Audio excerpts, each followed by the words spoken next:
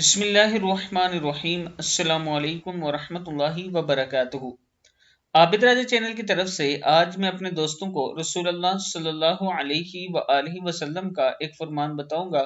आप दोस्तों ने इस पर जरूर अमल करना है। नबी पाक सल्लल्लाहु अलैहि वआलिहि वसल्लम ने फरमाया, मेरी उम्मत में अल्लाह की किताब लोहे महफूज, इसके फैसले और तकदीर के बाद सबसे ज्यादा तादाद नजर बद के असरात से मरने वालों की होगी। फिर सुन ले एक बार, मेरी उम्मत में अल्लाह की किताब लोहे महफूज, इसके फैसले और तकदीर के बाद सबसे ज्यादा तादाद नजर बद के असरात से मरने वालों की होगी।